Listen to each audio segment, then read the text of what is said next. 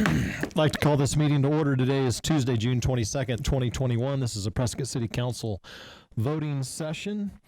Mayor Pro Tem, do you have any announcements?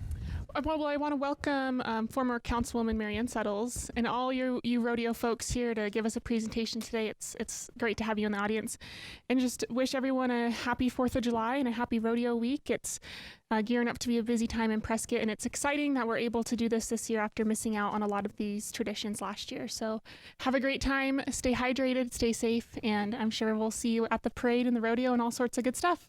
Pray for rain. Yes. Yes. Thank you, Mayor Pro Tem. Today we have an invocation by Pastor Kendra Hobson with St. Luke Ebony Christian Church, and our pledge will be led by Councilman Sischka. Our Father, who art in heaven, hallowed would be thy name. Thy kingdom come, thy will be done, on earth as it is in heaven. Father, today we take a moment to thank you for all of the good and perfect gifts that you've bestowed upon us, our good health, our life, and our family. Father, we thank you for this moment of gathering together. I ask that you bless each and every person that is on the city council, our mayor. Thank you for the wisdom that you've bestowed in each and every one of them to make the decisions that they have and that they will in the future.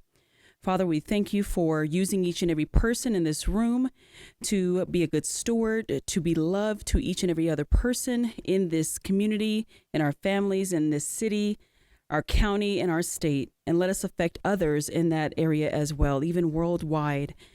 We thank you, Father God. Lord, as we continue with this meeting, I ask that your wisdom abound, Father God. In Jesus' name we pray. Amen. Amen. Would you please join me in the pledge? I pledge allegiance to the flag of the United States of America and to the republic for which it stands, one nation under God, indivisible, with liberty and justice for all. Thank you, Pastor Hobson and Byron, for coming with your mom. Good to see you. All right, let's please call roll. Mayor Mangarelli. Present. Mayor Pro Tem Scholl. Here. Councilman Blair. Yes. Councilman Good. Here. Councilman Barusing. Here. Councilman Sischka. Here. And Councilman Tenney. Here. All are present. All right, proclamations. 2021 Rodeo Week, June 28th to July 4th. Yeehaw. Yeehaw.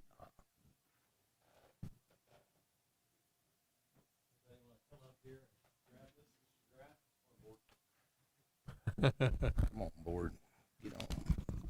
Get on board.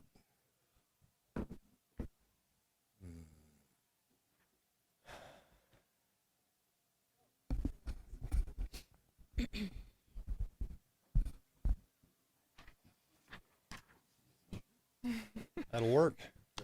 Good to see y'all. We're waiting for Marianne to get up here and Irene.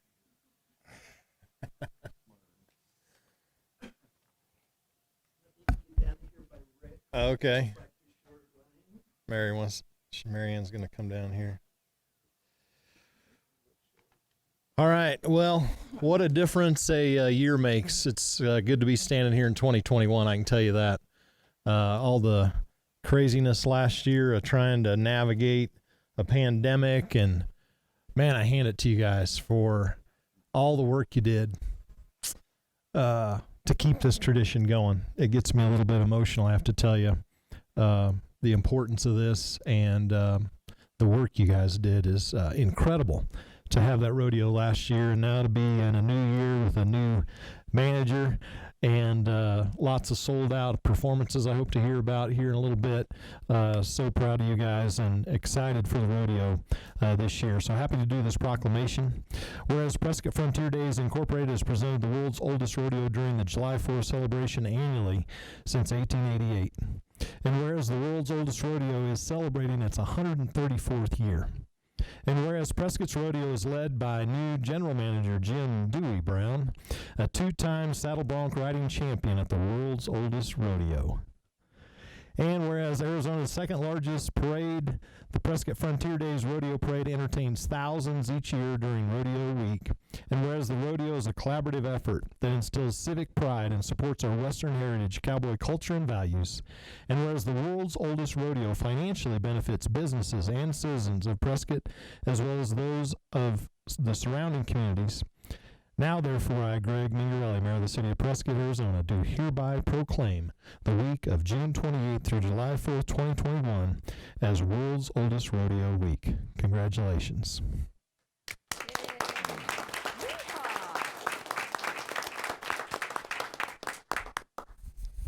Mayor, Council, City, thank you for giving us this week of rodeo.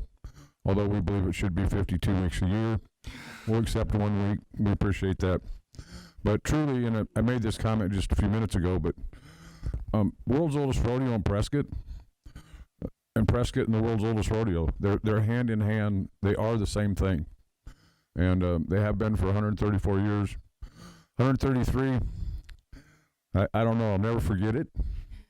But thank God we had the support of a bunch of really, the city, the county, and all to make sure that happened. Make sure we continue that tradition. That's so very, very important. People come from miles around to go to the world's oldest rodeo, and it always will. And we got a community that will always be around that and make it happen, and a bunch of good people that always make sure it happens too, and good people that'll come behind us. So thank you very much.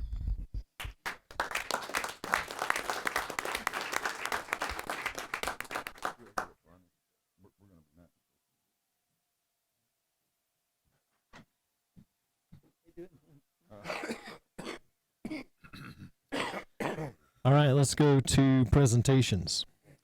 Presentation from Prescott Frontier Days 2020 Rodeo Recap and 2021 Rodeo Preview. Want me to do that PowerPoint? Tyler, can you help them? Yes, sir. Is it in the folder? Should be minimized at the bottom, the PowerPoint.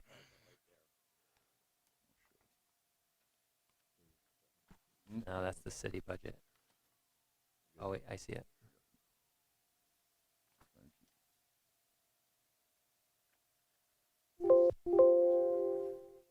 Yeah, no kidding. Gonna ruin the world's oldest rodeo.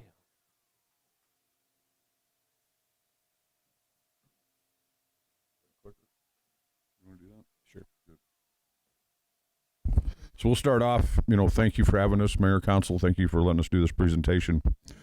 For some of you that don't know, 1888, a year that resonates around Prescott, that was the year of the first. I'm good? Okay. Year of the first rodeo, and the businesses in Prescott got together, and it was actually called a cowboy contest.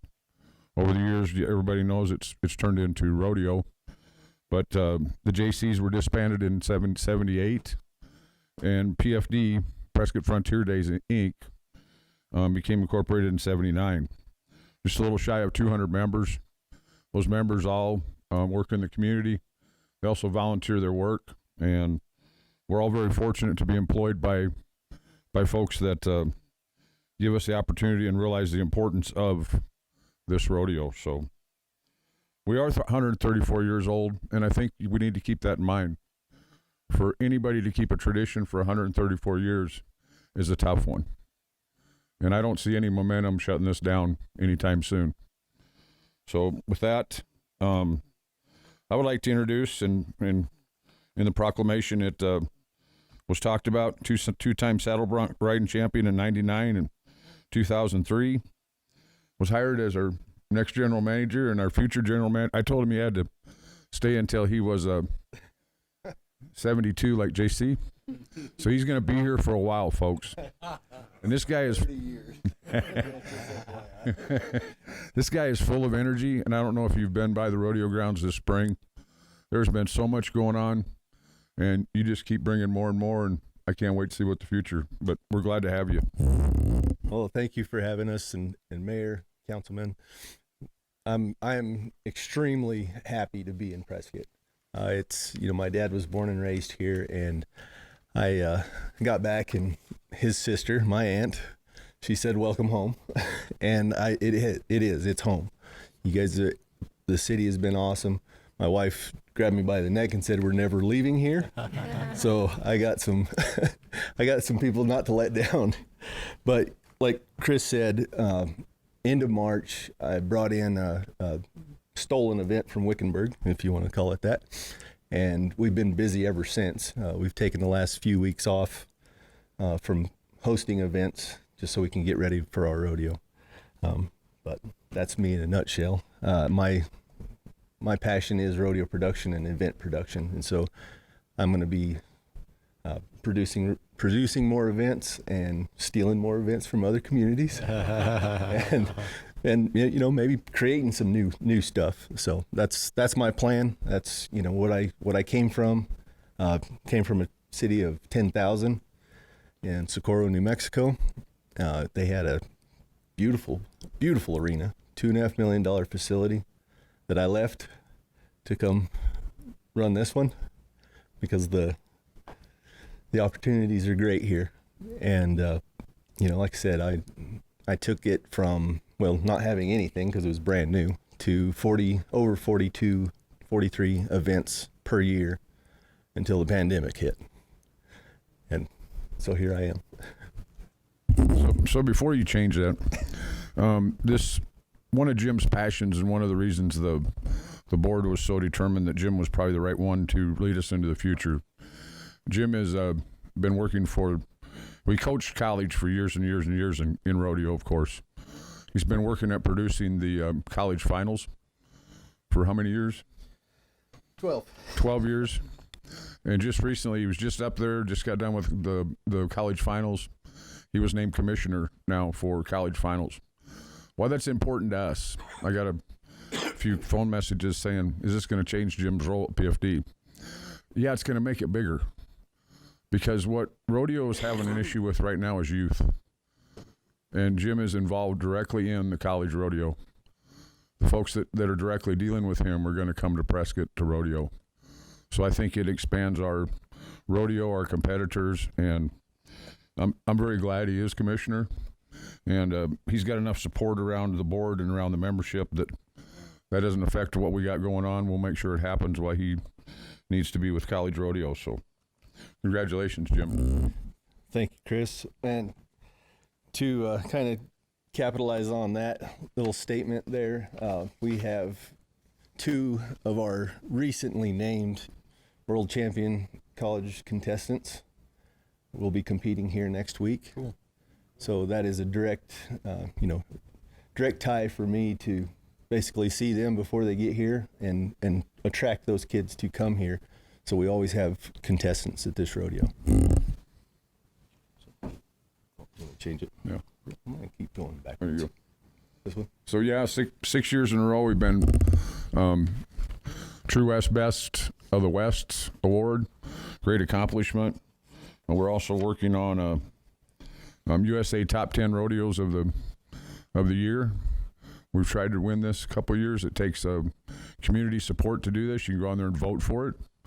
It's True West Top 10 Rodeos. Go on there, you find the world's oldest rodeo. Number one. Today I voted again, and number 2. So we need a little more community support for that. So can't let Florida outdo us. No. Go ahead. So this is a little bit what we had talked about. We were on a pretty good roll, moving tickets up. We did adjust the prices up in about 2016-17. We really adjusted them again in 18 to 19, and hit our high, and then we hit our low. And last year we took from where we thought we would gain some momentum on that, over $400,000 reduction in ticket sales, which is very tough on what we were trying to do and where we were trying to go with infrastructure. Right now, though, as we have 3 sellouts, absolutely sold out, and we have 3 that are right at the gate, if you would, just to stay with some rodeo terms. They're under 400 tickets left for the performance, and I guarantee you, with this many days before those performances, they'll be sellouts. And I really believe, prediction I made a long time ago, we'd have all 8 sold out. I still think that's going to happen, so we'll see if I'm going to be right on that. Well, like I said, I just left Casper. We set earnings record there this last week on tickets, dollars of tickets sold. And I think throughout the country we're going to see this. People are ready to get out and go be entertained. So if anything is like what happened at Casper last week, I think it's going to happen here.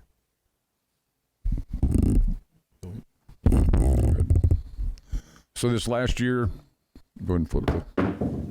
This last year, we were mandated by the governor 25%.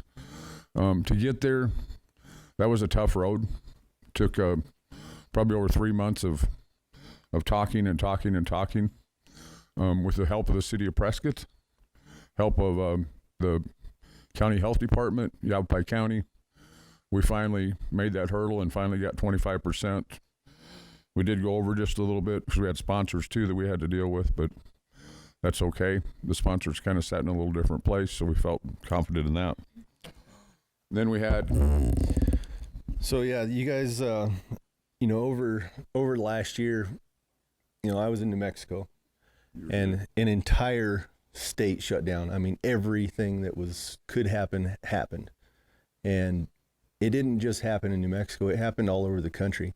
So these cowboys, we had over 600 entered in this rodeo, and they were needing a place to go. They had, because there was nowhere else to go, and Prescott was one of the few. I think there's over 100 Cowboy Christmas pro rodeos during this time, and I think there was maybe 10 or 15, if that. And Prescott Frontier Days and the world's oldest rodeo made it happen, and despite the hurdle that they had to overcome. Okay. So we endured a pretty large expense for sanitation, obviously, and for keeping the sanitation of the grandstands, extra hand sanitizer, this and that, trying to do all the stuff. We did cancel the skybox. Thank goodness we realized that in time. We got rid of that, so that's quite an expense to us. If we're not going to be able to get more than 25%, would have been another loss to us. So, but one of the things we did, and we consciously did this and talked about this at a couple different board meetings, is we were having a rodeo and we had 25%. We had we have the best sponsors in the world. I truly believe that. And we deserve to put on a rodeo for them. That did mean canceling the Specialty Act, which we had the great, we had the ranch riders, the trick riders, they were great. We had the Broken Spokes, Clydesdales coming. It'd have been easy for us to say, hey, all we need to do is put on a rodeo in order to keep the world's oldest rodeo going. But we didn't think that was the right thing to do for the sponsors or for the city of Prescott. We had an opportunity with PRCA to reduce the prize money. It just wasn't something we felt like it was the Cowboys' problem. The Cowboys didn't create this pandemic, and we didn't feel like we were going to take that money that they desperately needed in the year where they couldn't go to rodeos. So, and then we were trying to have a small parade, a dance that got canceled, and we didn't have the dance or the parade. So, extremely tough year for PFD. But I think PFD, Prescott Frontier Days in the city of Prescott, did the right thing. I think we stood behind our cowboys, we stood behind our sponsors and our community, and had a bang-up rodeo. And we did, as Jim referred to, the other thing we did is PRCA had a deal about open the chutes. They were trying to get rodeos to go on because everything had been canceled. And Prescott was the first one to get it started. And then I think the other Cowboy Christmas ones Jim's referring to came after Prescott. So we got to be Prescott proud, world's oldest rodeo proud, that we did open the chutes for rodeo after a long shutdown. So, well, with that Kick Open the Chutes program that the PRCA did, it opened up an opportunity for the world's oldest rodeo to be televised, and it was actually live. There it is. On ProRodeoTV.com and Cowboy Channel, I believe. All 8 performances. That's huge to get that kind of exposure for your town and for your rodeo. Most moving on, I guess, jumping onto that to this year, we were able to piggyback that to be live streamed. So all 8 performances this year will be live streamed on the Cowboy channel. So in 19, this is what your representation looked like for tickets sold. It's pretty full, pretty much every state, all the major cities. 20, you were probably Prescott, Yavapai County, Socorro, New Mexico. That was about it. As far as for people attending to watch and to be here. So, come on. Not switching. Nope. There you go. Yeah. So, again, Riata Ranch Cowgirls and our esteemed all-around champion, JC Trujillo, little JC Mortensen, yes, is what his name is. Mm-hmm. And then our Broken Spoke, and of course the Vold Ranch, Vold Rodeo Company, Bronx coming out.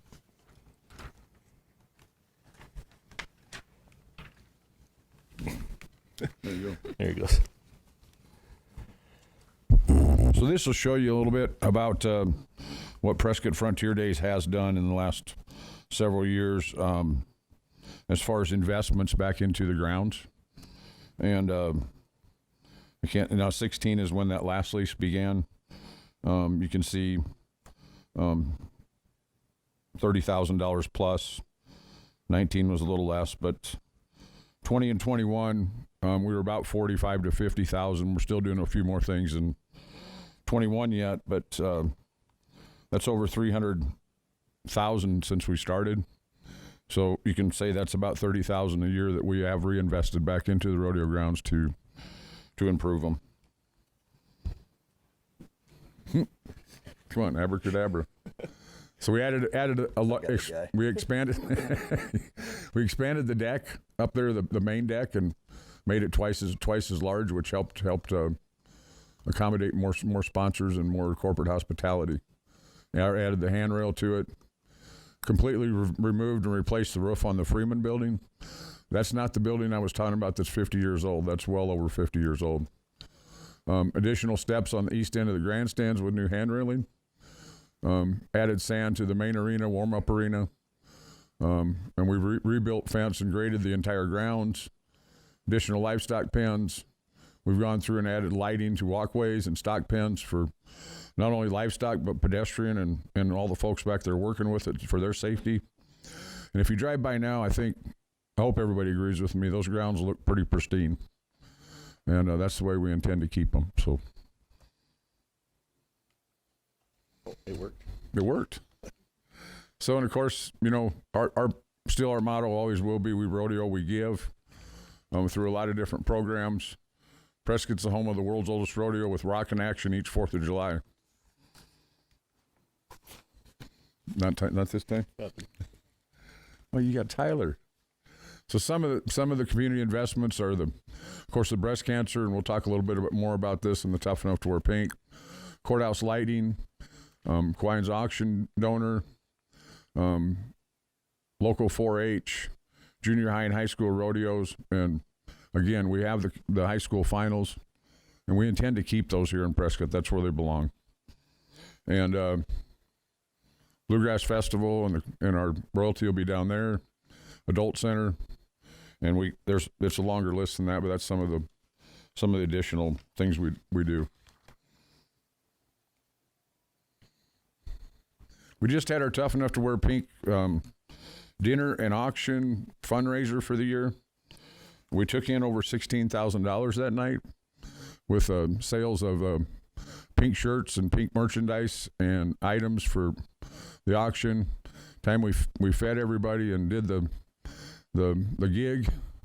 We had $13,500 raised for Yavapai County. And I say that because that money's raised for Yavapai County. It goes to the breast center. It goes to individuals for prescription cards, for electrical, whatever they need and having trouble with. I believe it's $35 cards. Marianne, am I correct? And we buy we buy a bundle of them, and then we buy a bundle more, and we buy a bundle more, and we continue to give throughout the year. And but that money all stays in Yavapai County.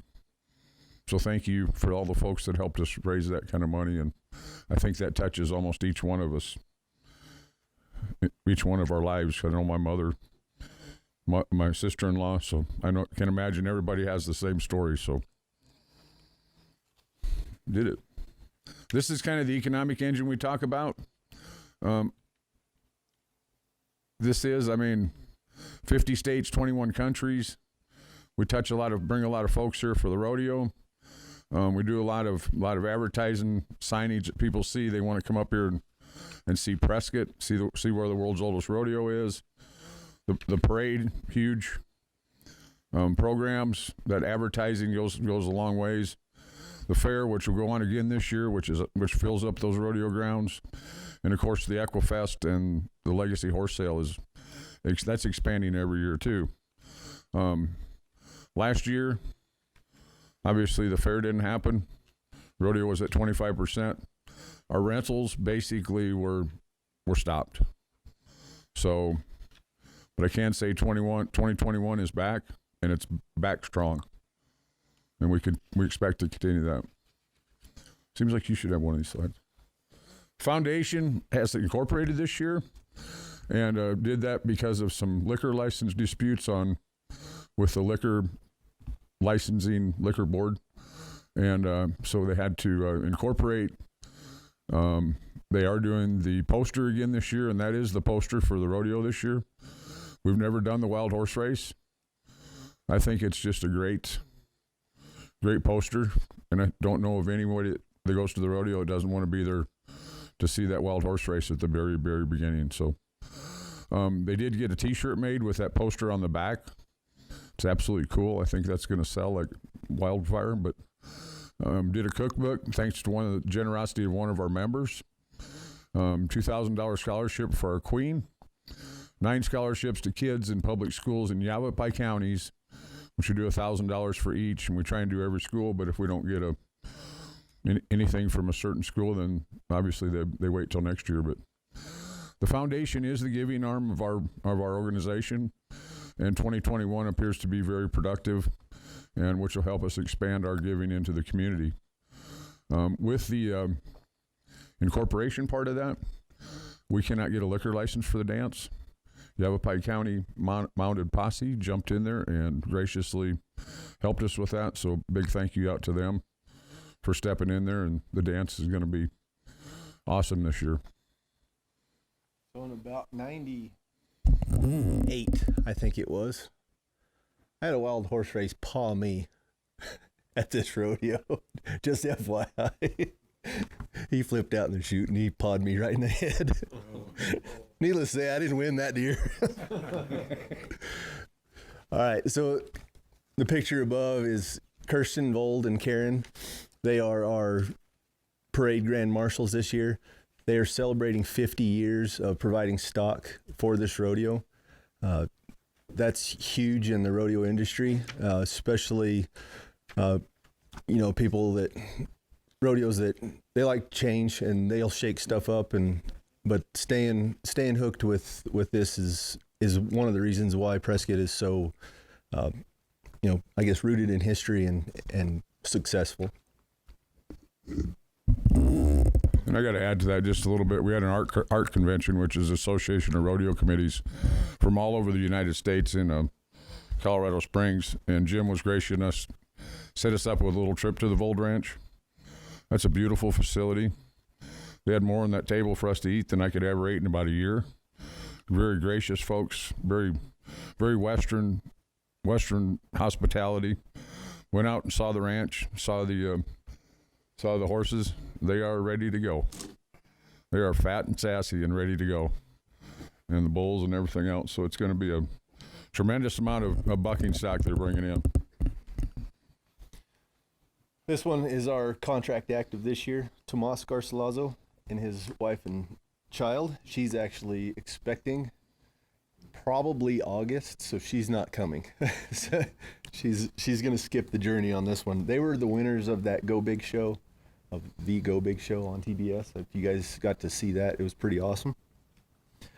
2021, we do have Old Timers on Sunday, Happy Hearts on Monday, the 28th. Old Timers is on the 4th. Parade and Dance, it's coming back.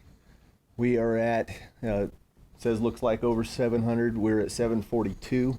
Cowboys and Cowgirls entered in this rodeo. That doesn't include the Cowpuncher Ranch Broncs that are scheduled to enter or to be at the rodeo on 3 of the performances.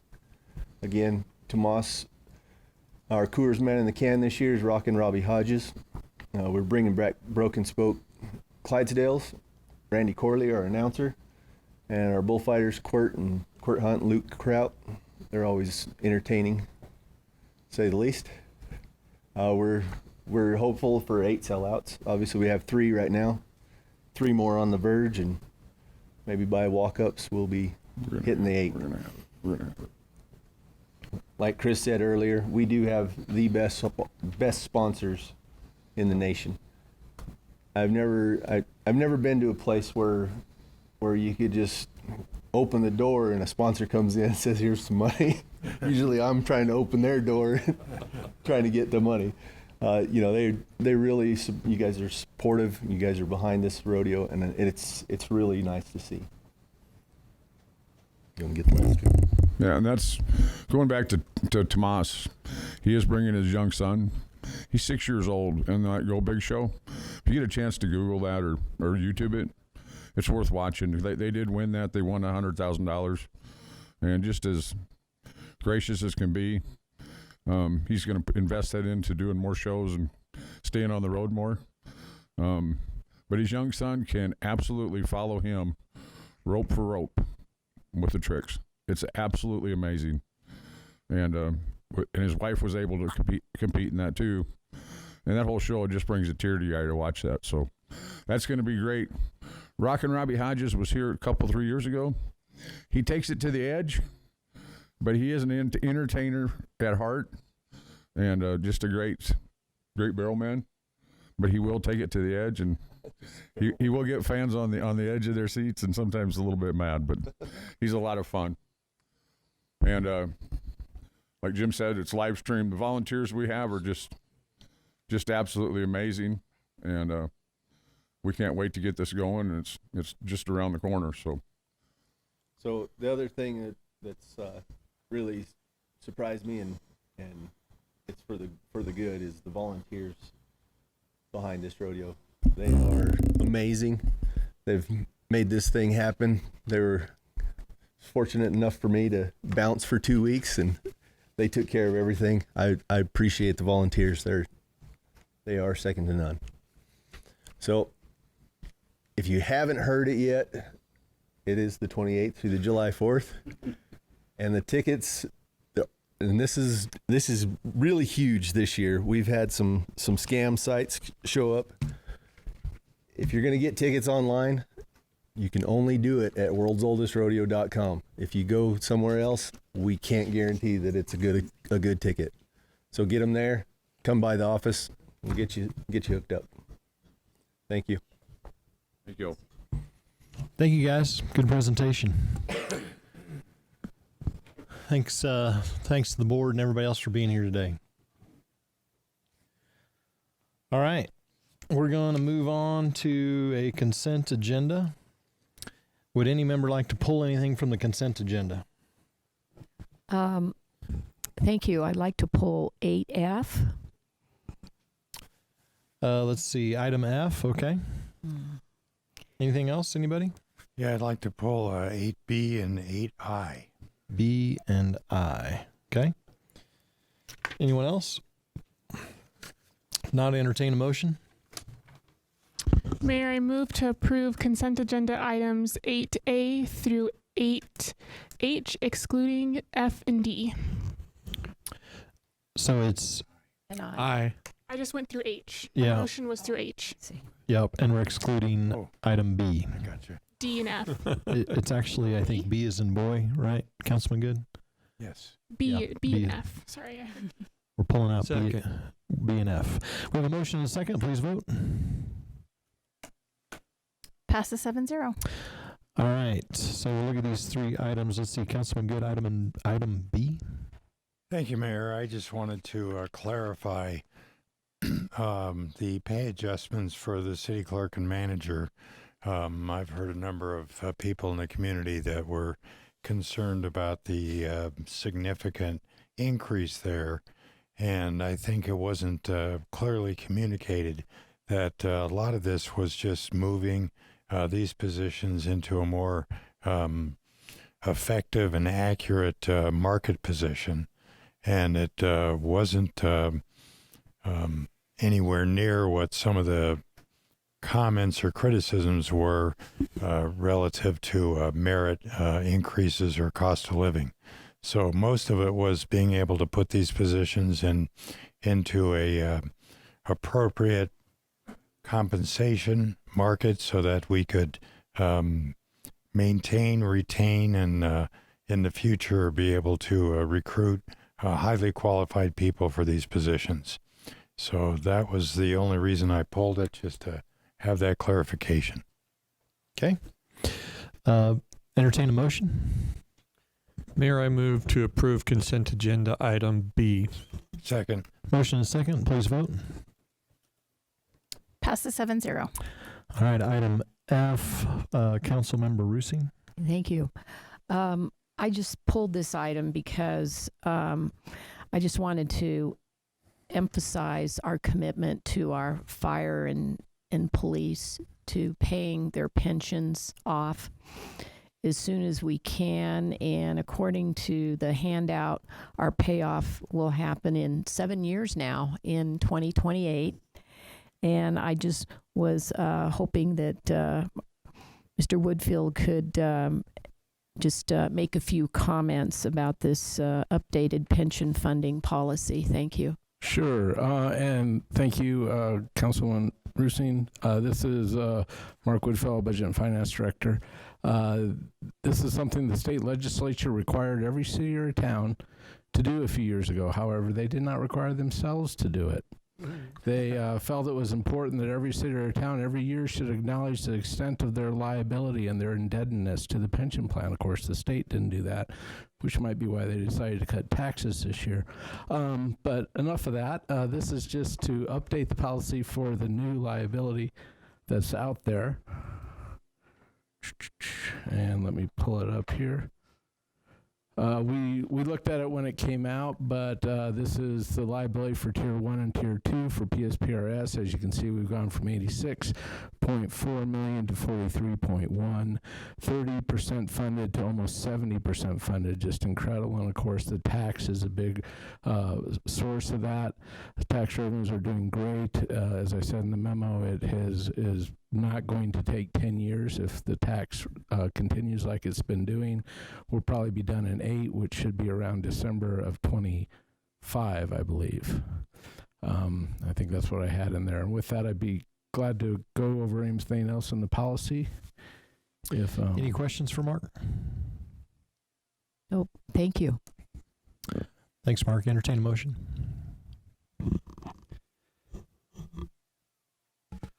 Mayor, I move to approve consent agenda item F. Second. Motion and second. Please vote. Passes 7-0. And item I, Councilman Good.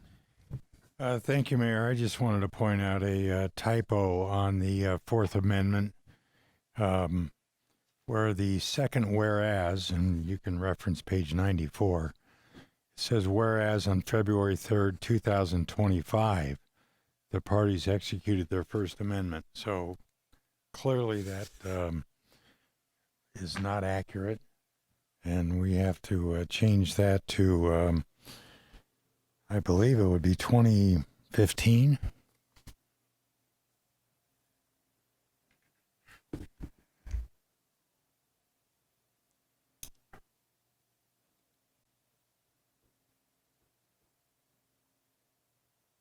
Is that correct, John?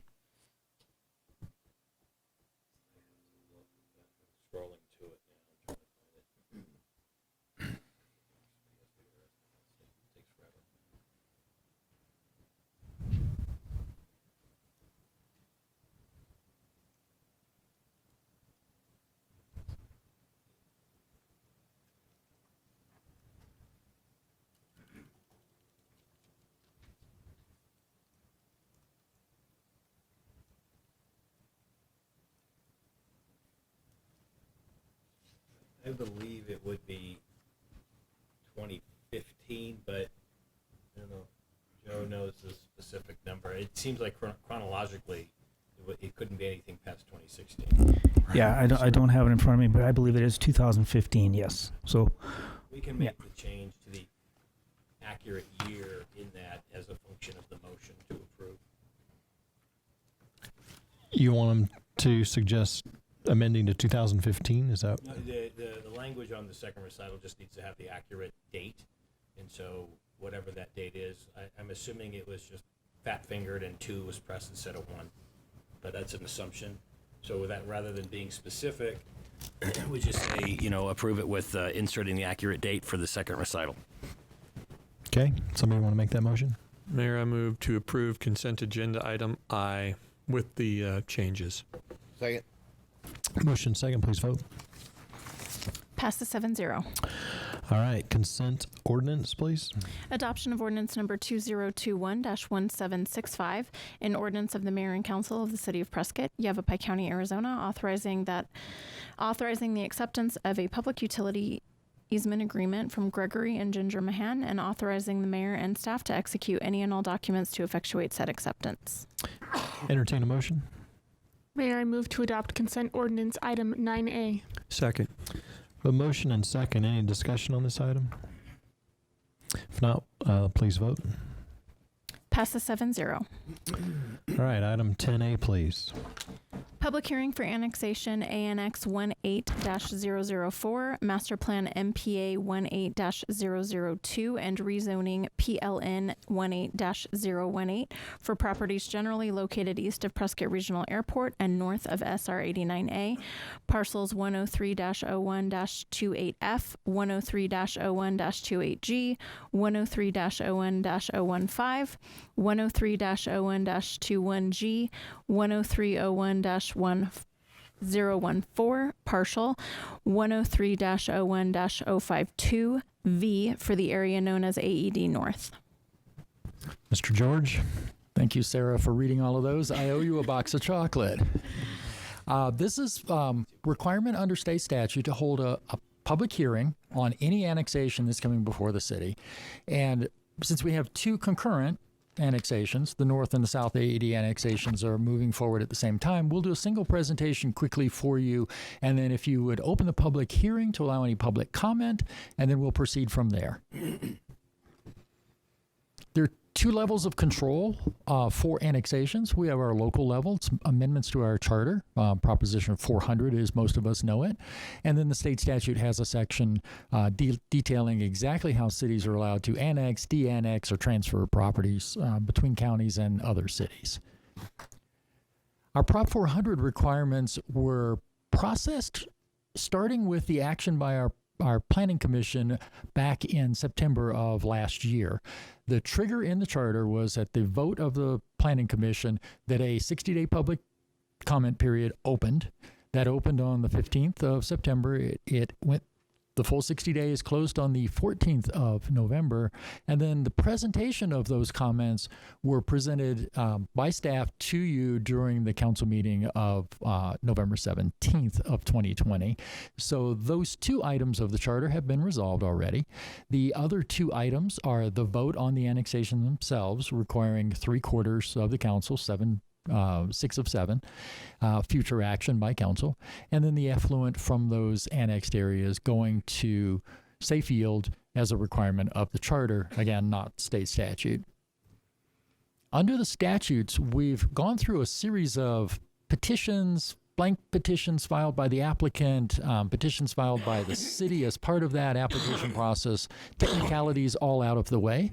The public hearing today is a requirement of statutes. Once this public hearing has been concluded and the public hearing closed at the end of this meeting, council could vote on the item of the annexation at any point from today forward within 12 months. So you have a year to vote on it under the state's requirements.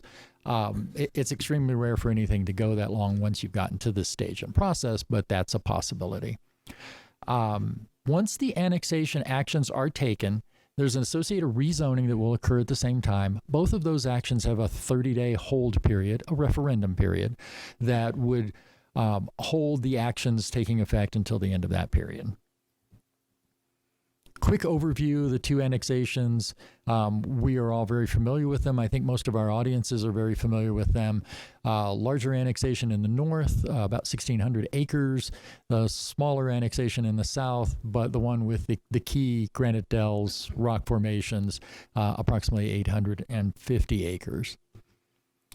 The South Annexation has one small piece that's been a little bit of a controversy. I just want to point it out, but I'm going to move past it really fast.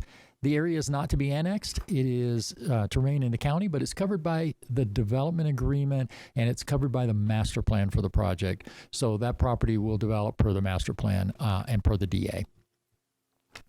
Couple of points of access. First initial access will be from Granadell's Parkway interchange. It'll go through Granadell's Estates. That's been planned for over 10 years to provide access to this property at some point in the future. Future crossing of Granite Creek, you heard some of that in the DA discussion earlier by Mr. Palladini. That crossing would provide perhaps a better and future primary access into this development once it's done. Again, there's a master plan for the project. It covers all of the area that's been discussed. It's covered under the DA as to what the uses are of the K and L parcels, which are to be the special plan communities zoned and the resort center. And that's shown simultaneously and matches up on the zoning proposed for that area. And again, the SPC zoning will eventually require a second master plan of just the SPC parcel prior to any permits being issued for any activity on the site, including grading. The North Annexation's a little bit less controversial from the standpoint of the rocks, but is vitally important to the city because of the airport. This annexation has a very large piece of property immediately adjacent to and at the end of the runway of the airport headed northeast, and that's an important piece. Access to the residential and the commercial development for AED North are from the same Granite Dells Parkway interchange. You would just go north instead of south from that interchange to get into the property.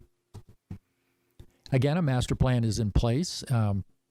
Will be voted on along with the South Annexation's master plan at the same time as the annexation, the rezoning, and the adoption of the DA.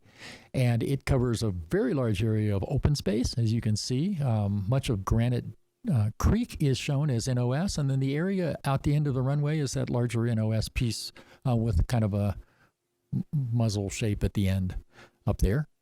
It includes industrial properties adjacent to the airport and an industrial park that's already existing in the city, so we have immediate access from industrial into industrial properties as part of this annexation. Zoning matches up again, allowing for all of the uses shown in the master plan under the zoning code. Public hearing requirement is 9-471.8.3. I'm sure everyone's going to look that up. Basically, it says we have to hold a public hearing. So with that, if you have questions about the statutory process, I'd be happy to talk about any of that. And a public hearing needs to be open for both the North and the South. They're two separate public hearings. I think you can open them simultaneously if Mr. Palladini agrees. Sure. Okay, any questions for George regarding the statutory requirement? Okay. And then are you suggesting we can take public? Yeah, Mayor, I think you could take public comment on annexation, on either annexation, and then at the end you'd have to have a motion to close the public hearing on both. Okay. Are we combining items A and B in that case? And do that. Okay, would Sarah need to read off item B in that case? Yeah, sorry. All right. Everybody get ready. Public hearing for annexation ANX 18-005, Master Plan MPA 18-003, and rezoning PLN 18-019 for properties generally located east of SR 89, south and west of Granite Dells Estates, and northeast of Watson Lake. Parcels 103-04-002C, 103-04-003A, 103-04-003, 103-04-004A, 103-04-004C, 103-04-010B, 103-04-011, 106-01-001, 106-01-001A, 106-10-001 partial, 106-10-001A, 103-04-807, 103-04-012A, 103-04-012C, 103-04-012D, 103-04-012E, 103-074-012F, 800-11-096K, 800-11-096H, 800-11-096J, 800-11-054M, and 800-29-001H, known as AED South. Great job. Just earned that pay raise. All right. Public comment on these annexations at this time? Do you have I do not have any public comment cards, nor do I have any hands raised in the Zoom. Bring it on up. And you said you had nothing on Zoom? I don't. Okay. Thank you.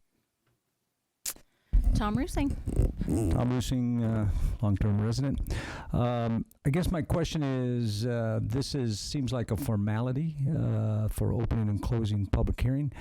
There's obviously a lot of public interest. It's a complicated, controversial issue. So my question is, what is the schedule for additional public comments between now, the 3 weeks between now and July 13th with tentative vote? And I know that there's ongoing changes being made to the development agreement as we talk. So I don't think the citizens have what could be considered a final DA as of yet.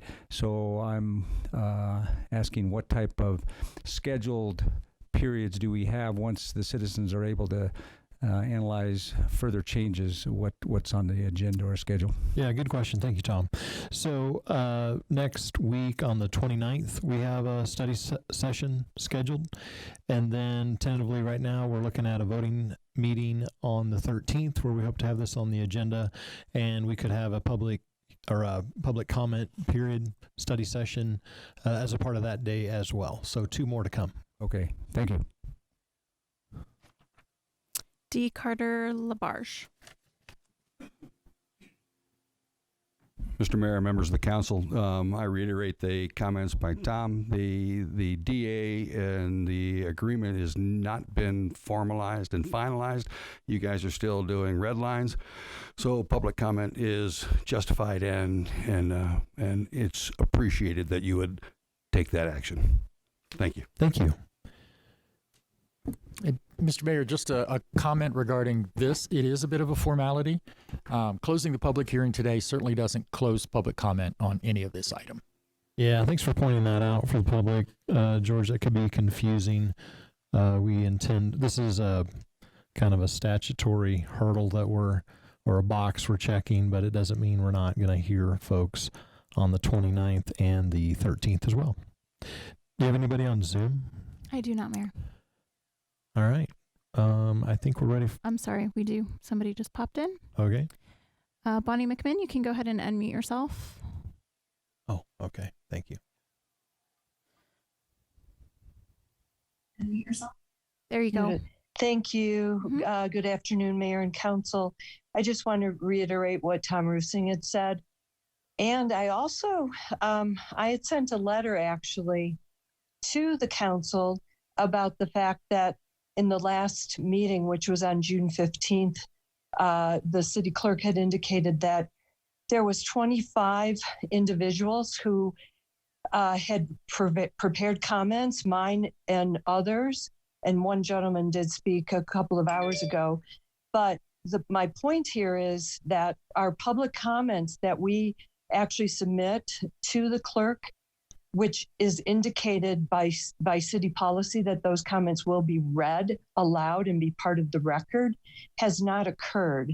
And I'm wondering what the council and the mayor will propose to rectify that, whether you're going to post those comments somewhere or read them. Citizens take a lot of time to prepare their remarks and their thoughtful remarks, hopefully. And we really want to be heard because this is the forum to do so. And it is city policy, or it has been at least until recently. Thank you, Bonnie. I think it'd be really easy for us to post these, comments on the website. So I think it'd be a good idea, Sarah. Thank you. Do that. Let me make a comment, though. We had mentioned early on that we asked Sarah to summarize all the comments. We did not ask her to read them all. So she did exactly what we asked her to do. I take great offense of somebody boxing her ears when we have given her direction. And thank you for following that direction, Sarah. Thank you, Councilman. Anybody else on Zoom, Sarah? Or any other comments? Bonnie McMahon has her hand back up. All right. Go ahead and unmute yourself, Bonnie. Yes, respectfully, Councilman Blair, there's a difference between writing a letter to council and actually submitting a public comment form, which indicates that we request to speak. So raising our hand with the speaker form is essentially the same as us standing or sitting in the audience and coming up to the podium. So there are two very different forms of communication, and feel free, anyone, to correct me if I'm wrong, but when I filled out my speaker form, it says right on that form that this comment will be read to council and in the public meeting. Okay. Thank you, Bonnie. And again, we'll post those to the website. Councilmember Rusing? Oh, I just wanted to clarify that this is just a legal formality. This vote today, it's not like a point of no return as far as an annexation. No, it is closing a public hearing, which lets you proceed with the annexation process. Thank you. Any other public comments, sir? No, Mayor. Entertain a motion. Mayor, I move to close the public hearing for 10A and 10B. Second. Have a motion and second. Please vote. Passes 7-0. All right, let's move on to item 11A, please. Legislative update. Tyler's first today. Look at that. Yeah, what a change, right? You all look so awake. This is great. The meeting's over. Yeah, it must be over after me. Some good news, though. The legislature is about to end for the session. It sounds like a budget deal has been made with the tax cut included. It's a little bit less than what they were previously discussing. I think the Senate is on the floor right now voting on the budget bills, and the House has adjourned until Thursday. They'll come back on Thursday to vote on identical bills. So what the proposal is a income tax cut of $1.33 billion instead of the original $1.9 billion. And cities and towns will receive an increased shared revenue from 15% to 18%. And you'll remember that at the $1.9 billion level, anywhere between 18 and 19% would make us whole. So it's expected, I haven't seen numbers yet, but that this will keep cities harmless. So that's great news for us. You can see there's the income tax rates, some of the details. The tax cut could increase depending on triggers if those are met. We're unclear what those triggers are.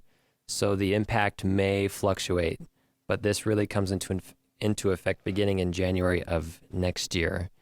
Are there any questions on the budget? Councilman? Yeah, I just want to mention the fact that I was on that call today too. So getting this shared revenue increase will happen a year before the tax cuts go into effect. So that actually is beneficial for the cities to be held harmless and perhaps even end up with a net positive, especially with all the Wayfair tax revenue that the city of Prescott is benefiting from. Any other questions, comments from the council? Okay, Tyler. A couple more items just to finish up. The motor vehicle dealer TPT exemption, that is dead for the session. That was a concern for cities and towns. Doesn't have the votes.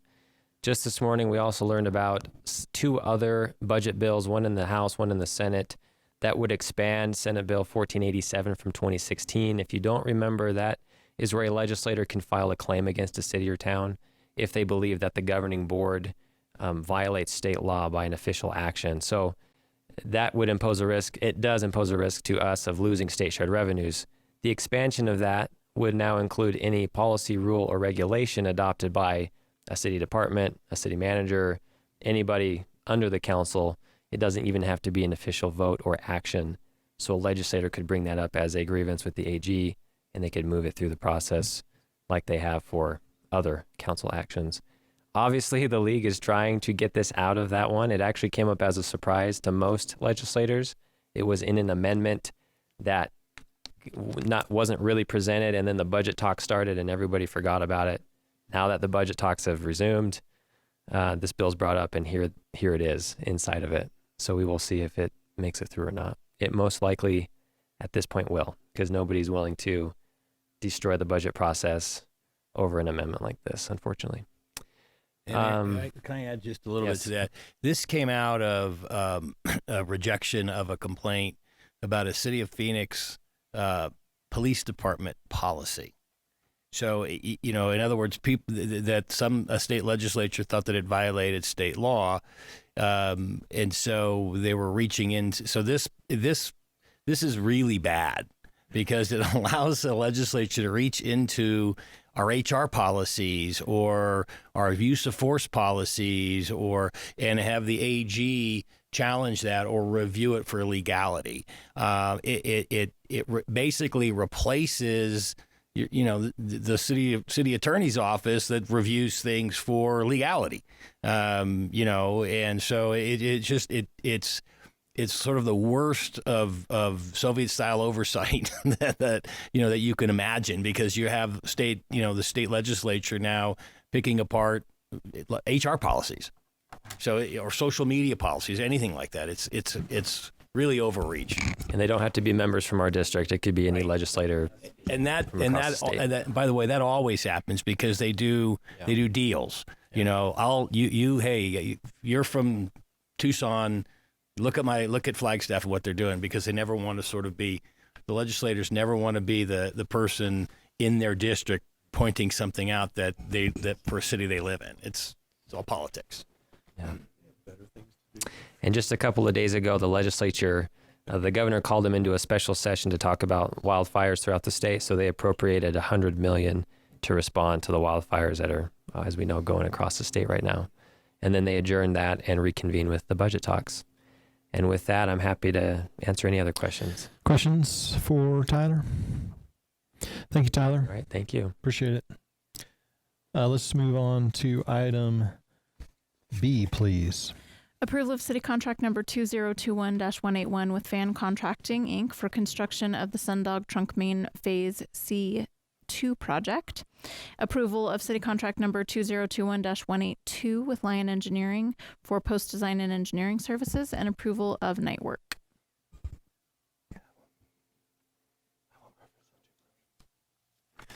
Good afternoon, Mayor and Council. Eric Bay with Public Works. The first project that I have for you here today is the Sundog Trunk Main Phase C2 project.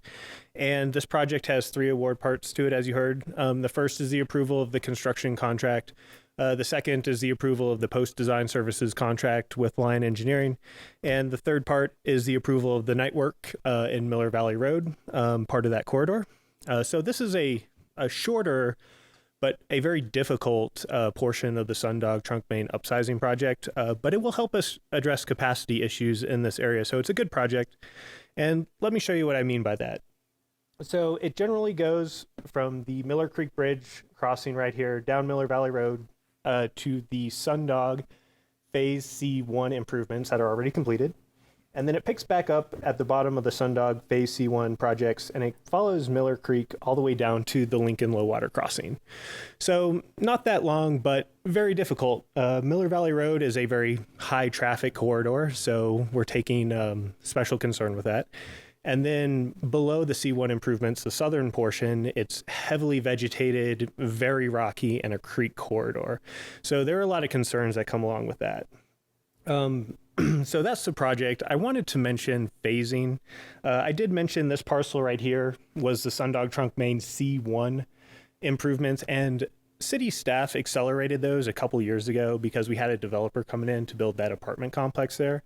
And that goes back to the win-win that staff always tries to accomplish when we have a developer and we need to do improvements in the same area. So we got our infrastructure in the ground, and then the rest of the project is coming later to tie that into the rest of the system. So city staff publicly bid this twice during May, 2 consecutive Sundays. We had 2 bids. The apparent low bidder was Fan Contracting. We checked the references as always, but the best reference here is Fan Contracting has done a lot of similar trunk main work for us, and all those projects have been tremendous. They've done a great job. They have the same crew working on this project, so we're expecting a tremendous project here. So with that evaluation, with those references, we're ready to go, and we're recommending award at this time. With that, I'll answer any questions you might have. Questions, comments for Mr. Bay from the council? Is there any public comment? No, Mayor. Entertain a motion. Mayor, I move to approve city contract number 2021-181. Second. Motion and second, please vote. Passes 7-0. Mayor, I move to approve city contract number 2021-182. I'll second. Are you with the rodeo? We have a motion. Hey. There's anything wrong with that, Mr. We have a motion and second. Please vote. Passes 7-0. And I move to approve night work. Second. Motion and second. Please vote. Passes 7-0. That was good. All right, let's move on to item C, please. Adoption of resolution number 2021-1738, approving city contract number 2017-365. A2, an amendment to an intergovernmental agreement between the City of Prescott, Yavapai County, YCFCD, SIMPO, and the State of Arizona Department of Transportation for the design of the SR 69 widening project between Prescott Lakes Parkway and the Yavapai Prescott Indian Tribe Reservation boundary. Good afternoon, Mayor, Council. Craig Dosseth, Public Works. Sorry, I didn't mean to draw that out, but I guess if you got it, wear it. He's just jealous.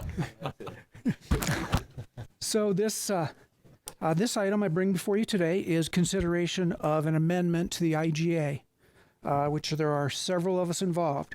City of Prescott, Yavapai County Flood Control District, Central Yavapai Metropolitan Planning Organization, CYMPO, and Arizona Department of Transportation, ADOT, in regards to the widening of State Route 69 between Prescott Lakes Parkway down to Frontier Village, and they actually expanded it, so they are proposing some safety improvements through the Frontier Village area.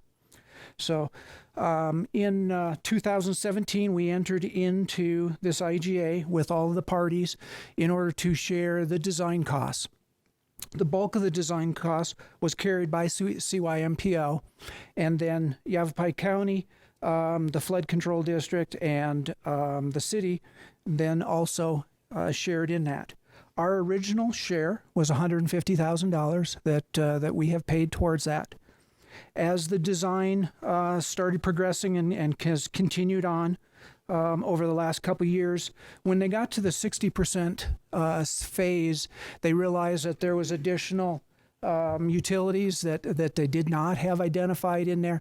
So it brought into play considerable amount more utilities to be identified, surveyed, potholed to verify for the project design around, as well as also additional TCEs, temporary construction easements, and right-of-way acquired was needed. So that brings into place more appraisals, more survey work with the right-of-way and TCEs with that, and has brought in some additional design costs. So everyone, all parties involved in the IGA have been asked if they would be willing to support the additional design costs in order to get this project done and allow ADOT to move it forward to design, which they are planning on in during calendar year 22. So not that far down the road. And the city has been asked to contribute an additional $116,500. The county as well, and CYMPO of an additional $117,000.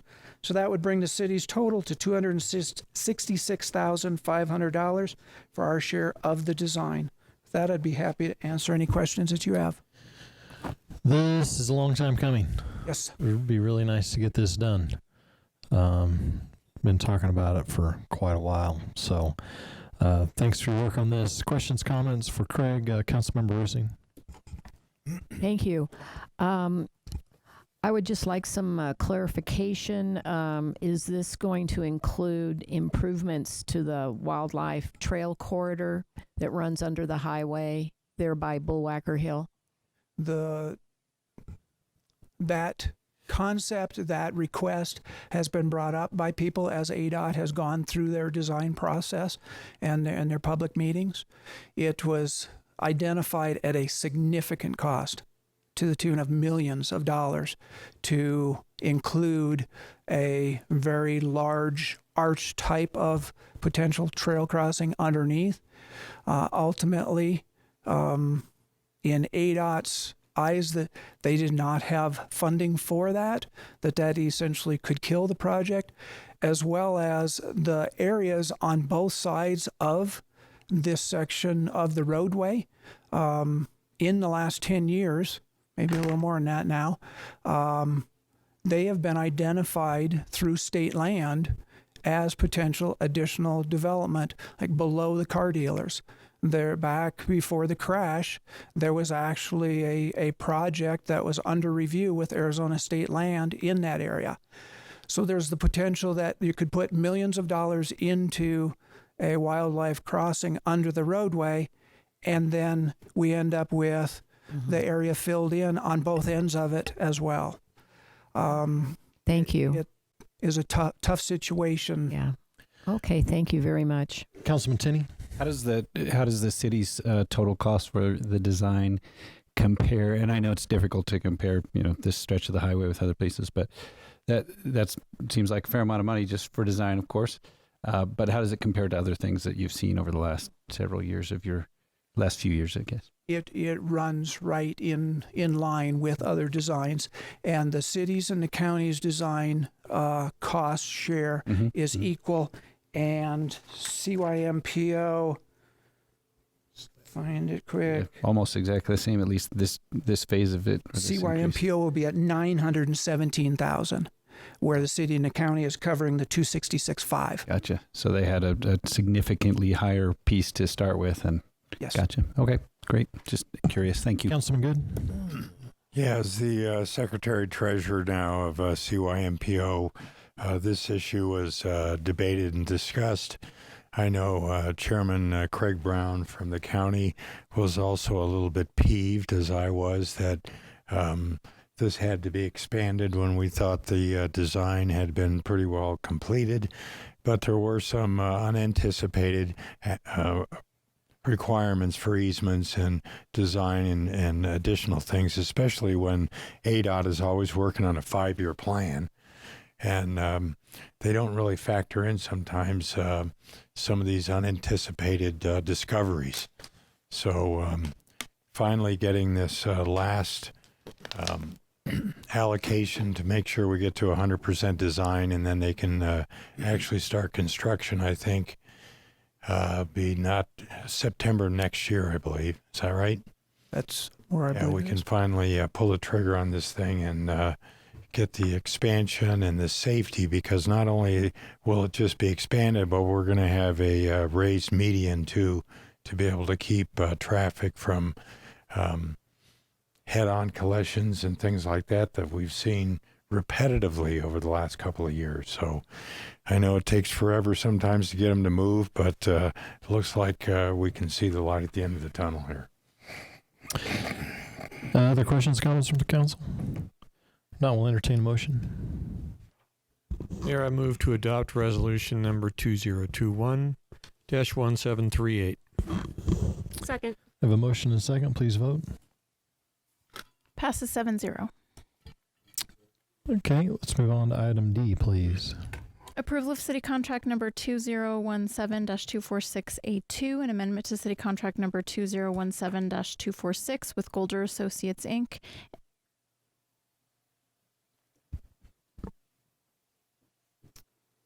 Good afternoon, Mayor and Council. I need to start a PowerPoint here, or it might be on the desktop here. Mark, do you know? Sorry, I'm going to put you on the spot. I know it was loaded. What's it called? What's your PowerPoint? Council, Golder. See it in there? Is it there? No, the ladies told me they loaded it. So is it on S? Folder in the S drive. It's where? It's in the S drive. Under the meeting? Today's It- date. Should they say it should be in this folder? What's it called? Let's try that one right there. This one? That looks like it. Bingo. Thank you, Mark.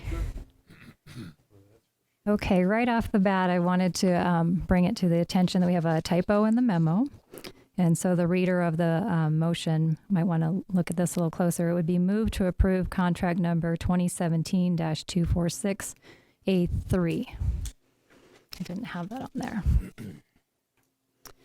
So thank you for your time today on this project. It's one of the ones we've been working on for quite a while.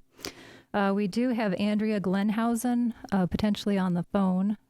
This is one of the representatives. It's a representative of the consulting firm. So we welcome her to this meeting as well. And then Ben Burns, the city's senior infrastructure analyst, is also here to join me today on this topic. So the details are within the memo, but we thought it might be helpful to have just a few slides to go over this project because we've had it for quite a while. It has a lot of detail to it as well. So the first is the lay of the land. This topic is physically located in the Big Chino Subbasin, and the purpose is the development of a groundwater flow model to help address water resources and the use thereof. Recall that Prescott and Prescott Valley have made significant investment and expended decades of time working to have this as a future water supply to help address safe yield in the Prescott Active Management Area. Similarly, SRP has long-standing interests and investments to supplies that feed into the Horseshoe and Bartlett reservoirs, which ultimately serve their shareholders. So if we look at this map real quick so you know where you're at, this is the Prescott Active Management Area. This project resides up in the aquifer area up here where a model is being built. If you follow the Verde River this way, that leads you to Horseshoe and Bartlett reservoirs and into the SRP system. So today's topic, as I said, this is a big project, $5.6 million, but we're going to be looking at this component, which is the modeling component of the project. We are looking at, of course, the lower table there, and it's important to recall that these cost figures were developed about 2007. And partnerships looked a little bit differently at that time, but the team, City, Prescott Valley, and SRP all worked within their best abilities to keep this project within these cost boundaries that we have. So what you're looking at with this account is that everything has already been contributed. We're not seeking additional monies. It's within this pool that we have for the project. Back to your memo, it states, due to the fact that the comprehensive agreement project costs were based on 2007 estimates, the parties understood early in 2011 and forward that modeling may be more expensive in 2017 than when the original contract was executed. Being aware of the situation, efforts were made to find cost savings in the monitoring portion of the project through partnerships and cost savings agreements. Those savings were realized, and that's why we can use some of the monies up in this area to move them down to where we need them here. The last little bit of information is at the very bottom. It's important to know the cost share. This isn't being lifted by the city itself. There's a cost breakdown where everybody pays in and is responsible for different pieces. Moving to the consultant itself, This project in its most basic format is the development of a three-dimensional groundwater flow model using the current modeling practices. So starting from the upper left, everybody's been working hard related to data. So we have data that dates back to, decades here again. We have new stuff coming in. So the Golder has been very flexible, capable in handling not only the information that we already had that needed to be brought into this model, but also the contracts that we had either in play or working their way through time. A lot of this was USGS related data that were coming in. And so they're trying to grab and catch and place things in their appropriate boxes, basically. So moving from a geology data set, surface geology, they would move into what's called a leapfrog model.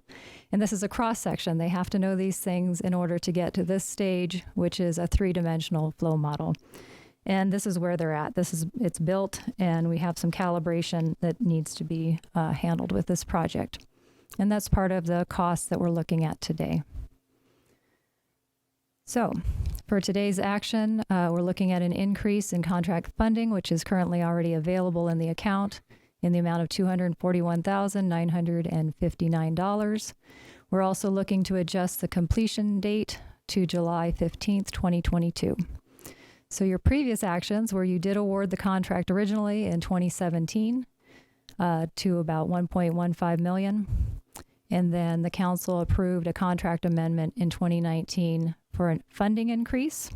So I know that looks like two, but there was a third amendment that didn't require council approval. It was just a time extension that was in place. And so that's why the motion today is to seek that third amendment with this volume or that amount of that cost, basically. And that's the last slide I have. I'm happy to answer any questions, or if it gets really technical, we do have, I believe I'd have to look at Sarah if we have Andrea on the line. Not on the line? Okay, I'll be your technical gal. Well, thank you, Leslie. Good presentation. Questions, comments from the council? Councilman Shiska. Thank you, Mayor. Leslie, what was the original project completion date? That's a good question. I think we were looking at, I don't know, Ben, I'll see if you have that in your head. Pardon me? 12? No. So we were looking probably at 2020. I'm talking the completion date. When we first pulled the contract, it was to be 3 years. So we were looking at 2020. Okay. Yeah. Probably December 2020. Okay, and that's been put up, certainly. And I thought it was supposed to be maybe September of 21, and then all of a sudden it's when you went through 22. When you went through the contract amendments, we extended the time. So if they had more work to do, as I said, they were kind of feeding in, although we had contracts in play with USGS, that data had to come in for them to eventually use. So as things, wax and wane, this one has been pushed out. So this could even go out further? No. we have had discussions with Golder, and that's part of what we worked up for this presentation was a mutual understanding among all parties that are comprehensive agreement number 1, as well as Golder, to make sure that this is our last ask. This project has to wrap. In the overall comprehensive agreement, the intent was to run this model every 3 years. So there comes a point where everything has to fold into place, and then a finished, defensible So is this the completion date and the report date, or when can we expect a report after this completion date? This would be the report date. Report date. Okay, thank you. At the latest. Yeah. It's a good question. Councilman Good? So the model will be completed and subject to utilization at the same time as this report date occurs, or before? So the planning parties, so that would be Prescott Valley, city, as well as SRP. What we're looking at is then you run scenarios on it. So the model would be deemed complete and defensible defensible in court is where we're looking to make sure this lands, because everybody talks water and sometimes it falls into the court's hands at some point. But then we would run scenarios on it and see what it tells us. And what happens with these first generation models, so this will be first generation, is it tells you data gaps. And that will then feed into the next round. So the world looked much different in 2009 when these activities were starting. The intent was that the city would be moving that water from the Big Chino in 2009. That's not what happened. So with economic downturn and changes, I think the city's still on very good footing with this model coming out in July of 2022. So you'll run early scenarios to identify whether you have data gaps? We won't run it until the model is complete. And that'll be July of 2022. Correct, sir. Well, that's a long time out. Councilman, I guess sorry. our portion of this is 87,266. This piece, mm-hmm. So it's not the full amount of 241. It's just our sir. Our portion of it will be that. Yes, sir. Thank you. Councilmember Rusing. Thank you. So our Big Chino Water Ranch is outside the Prescott AMA. Yes, ma'am. And this modeling is for the whole aquifer, not just for the Big Chino Water Ranch. Correct. We're studying the whole basin. I put the map back up. So the basin line is the orange. Massive area. However, the actual productive aquifer is in this area. So we're going to be looking at modeling this area. That's where the intent is. And is this the result of the judge's D&O that we're doing this modeling? The history on that is, yes, the city's last decision order when they brought Big Chino water supplies in legally. It was challenged by our downstream water right holders, SRP. And so there were activities that were litigation basically pending. And so you can spend a lot of money on litigation, or you can sit down at the table together and work out what is going to be the indicators, the models, the efforts that are going to be made to keep SRP whole, as well as to keep the city's and Prescott Valley's interests whole. And then my last comment is there's a cap on the amount of water that we can pump from the Big Chino. It's 9,000 acre yes, ma'am. feet. 8,068. Okay, because the public is under the impression that if we build the pipeline, we can just pump day and night how much we want. And I think the public needs to realize we have a cap of 9,000 acre feet, half of which, pretty much, roughly half, 47%, is allocated for Prescott Valley. Yes, ma'am. Okay, thank you. Let's see, Councilman Tenney. So I'm obviously in favor of the modeling that gives us the information, and I understand all the rationale behind why we're looking for more money to complete this and to have this amendment. My question is more fundamental. Is there really any choice here? If I decided I was going to be recalcitrant or contrary and just say, I'm voting no on this, and enough people join me, what would happen? Well, then the contract would end and the product would stop where it's at, basically. And then you would have to probably pick it up with another consulting firm, which would add money to the cost. So, in being in this project, groundwater modeling is not easy. It's not, it's not pipe confined systems. We're working with a natural system with limited windows into the aquifer. And I think the city worked well with Golder. We had, multiple people bid on this project. Sure. So, we've talked about that ourselves. If we thought that we couldn't put any more money into this. However, we were very fiscally responsible, knowing we were potentially going to have a problem at 1.2 to get this done. And so we found cost savings every time we could on that monitoring side of this. And here again, the monies are in the city's bank, basically. We're the fiduciary. Yeah. Great. Thank you. Any other questions, comments? Public comment? No, Mayor. Entertain a motion? Mayor, I move to approve contract number 2017-246A3. I'll second that. We have a motion and a second. Please vote. Passes 7-0. Item E, please. Thanks, Leslie. Approval of City Contract Number 2019-161A3, an amendment to City Contract Number 2019-161 with Fan Environmental and Fan Contracting joint venture for the Intermediate Pump Station Offsite Water Main Extension Phase 2 project. Good afternoon, Mayor and Council. Eric Bay again with Public Works. This next item is the Intermediate Pump Station Offsite Water Main Phase 2. And yes, it's a portion of the water production facility and intermediate project that I've spoke to the council about several times now. So I'll spare you a lot of the details that I've already mentioned, and instead I'll give you a quick update on where we're at with all these phases. So the first phase, the water production facility, the part of the project out in Chino, is under construction now, and it has been for several weeks. It's moving along very well. We're very happy to see the progress there. The next phase was the intermediate pump station offsite phase 1 water main improvements.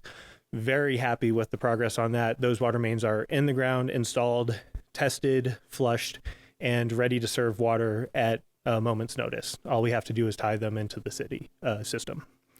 The intermediate pump station site itself is now at 100% design. So we're quickly going to move into GMP negotiations with that site. So we're excited for that to enter construction here soon as well.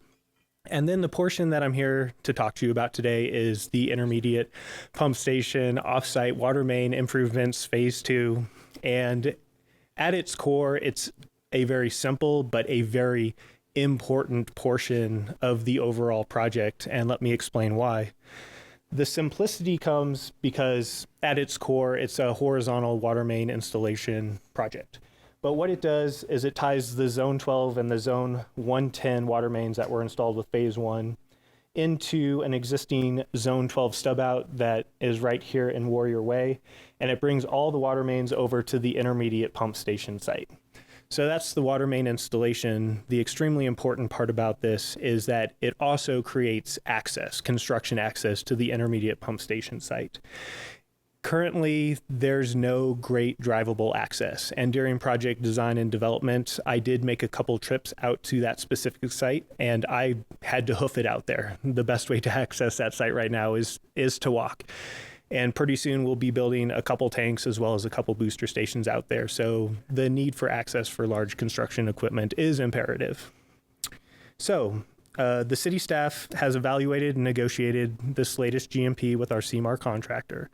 The CMAR contractor is Fan Environmental Fan Contracting joint venture, which was competitively selected through an SOQ process back in 2019. The GMP has been deemed to be responsive and balanced as reviewed by city staff, and at this point we're recommending award. With that, I'll answer any questions you might have about the project.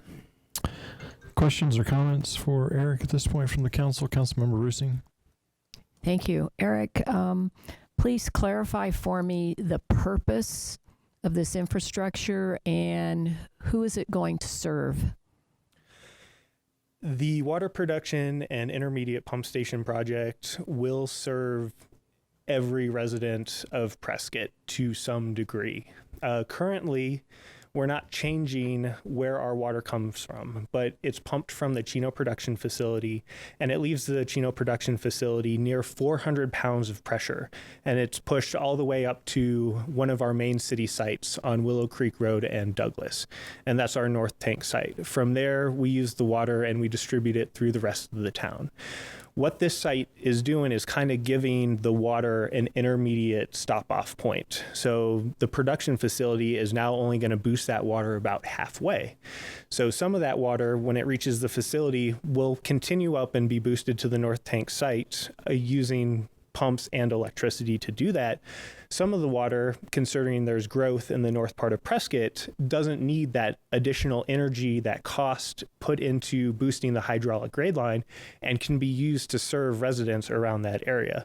So it's a cost savings for the entire city, and it's kind of will serve that area as well as more efficiently serve the rest of Prescott. So it will serve the Deepwell Ranch area? A portion of the intermediate pump station site will be dedicated to the Zone 110 booster pump station. Is it?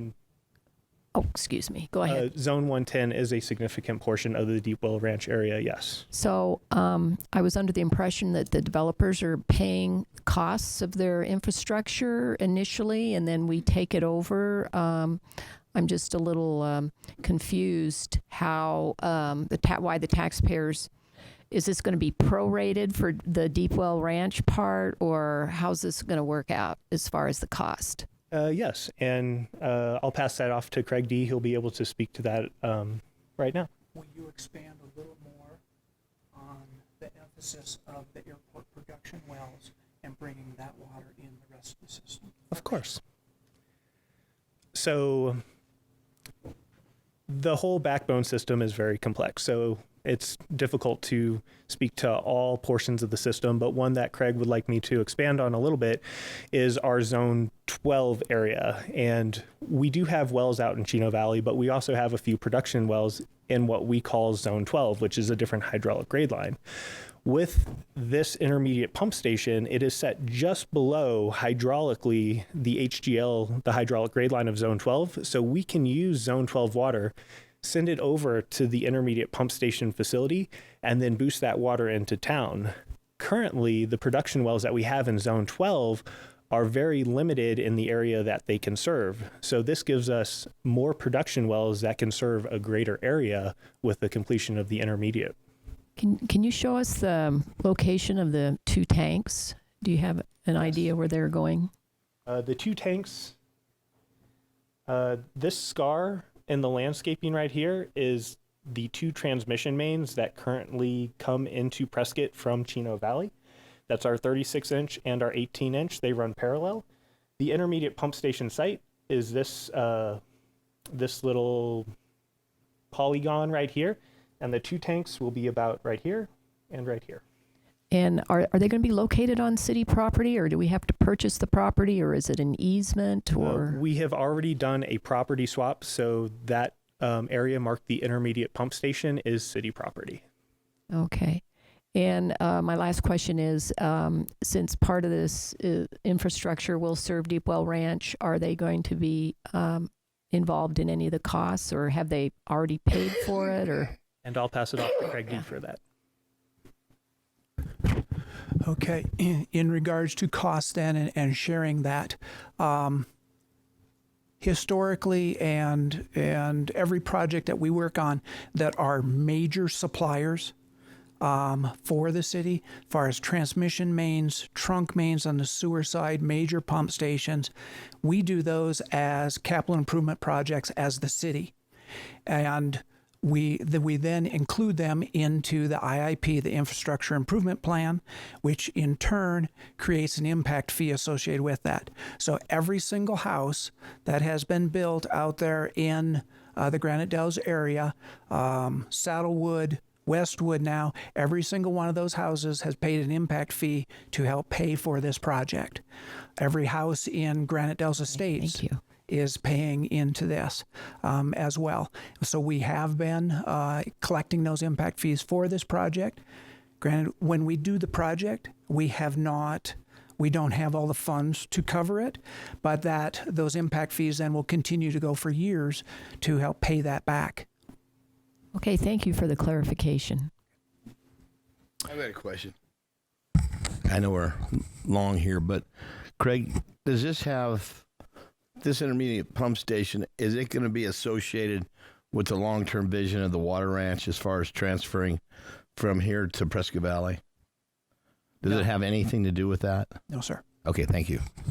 Councilman Good? Yeah, is this in proximity to Pinion Oaks, and then probably would also help provide pressure or relief of pressure into the Hidden Hills development as well?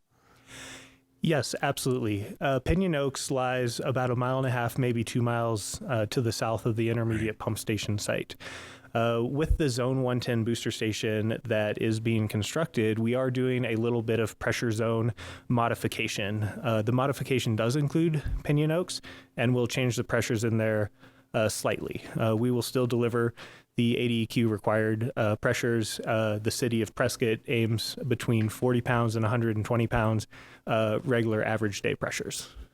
Yeah, so as we grow and develop in those North Prescott areas, then being able to not only provide water service to those growth areas, it also helps the rest of the city because of the adjustment of pressure as you continue to pump towards the primary locations for the community.